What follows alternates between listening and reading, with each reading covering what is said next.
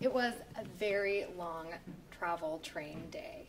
And my friend and I had decided to extend our study abroad trip by a week. So we ended up going all the way from Tuscany, Italy, all the way up to the most northern coast, Lake Como.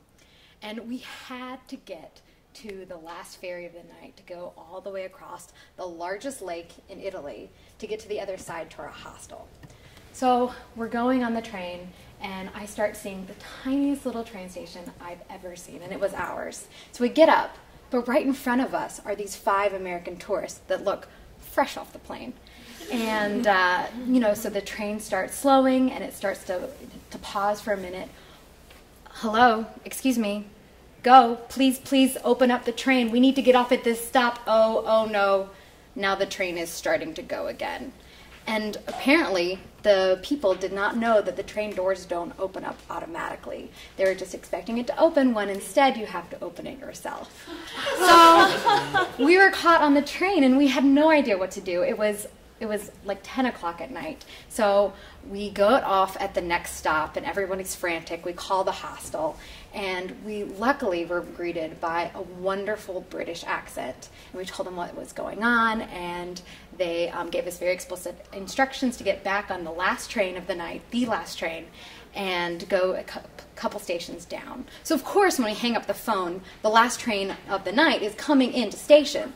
So it's on the opposite side. So of course, we grab our summer's worth of luggage and we run up the stairs and we run down the stairs, because if you know anything about Italian travel, you must go up to go down. And so we get to there and we barely get on the train. We're huffing and puffing and we look around and it's just us and this older Italian gentleman. So after a while, the train's moving, and we realized that the stations and what we were told wasn't really adding up. And we really had to ask this gentleman for help. And so we approach him, and between our very broken Italian language skills and his dialect, which was very hard to understand, he finally got the message: we needed help. So what followed was really just, to me, just such a simple example of the kindness of human beings, because not only did he help us get off at our right station, which we almost missed, but when he found out, and obviously that we had no idea what we were doing, our cell phones weren't working, he gestured for us that it was going to be okay, and he went inside the already closed train station. And about 10 minutes later, he came out, and with gestures and that sort of thing, he told us that he had called us a cab, which we still had not been able to do. So he stayed with us for a little bit of time, and after a little bit, he left, making sure that we were okay. And it just made me think, how incredible it was that this man spent so much of his time, so much of his night, when he was probably coming back late anyways, just to make sure that we were safe, especially when our own fellow Americans who got us into this situation to begin with rushed off to hail a cab, even though we told them that you can't do that in small Italian cities. I remember thinking, smug after my 6 weeks of Italian travel, tourists. But we were waiting for about 20 minutes, and I kid you not, it starts raining, and we just bust out laughing because this is so ridiculous. What a ridiculous night. And finally, the cab pulls up, and it's an Audi, which is a pretty nice cab. And we get in and start our hour-long journey around the entire lake to get to the other side. My friend was in the front talking to the cab driver while I was in the back, and he was explaining Italian phrases and expressions. And I learned one of my favorite things about Italian. When you want to say something's a lot or very, you don't just say you don't add a word, that's very good or something like that. You actually add on to the word. So if it's bellissimo, you say bellissimo. I just love that.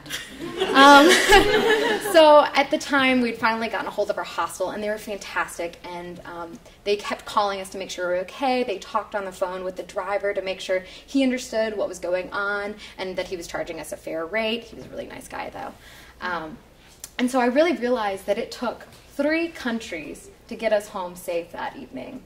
One, the kind Italian gentleman, the concerned hostel from Britain, and of course our own American dumb luck.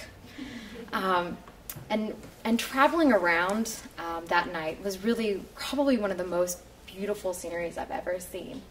It was completely dark, the stars were out, the village lights were twinkling in the mountains, and the moon was reflecting off of just that vast open lake.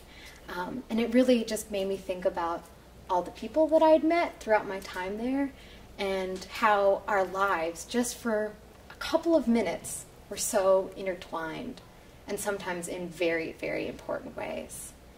And so that kind of interconnectedness, and also definitely the beauty of the scenery around us, it really just took my haphazard travel day from va bene to benissimo.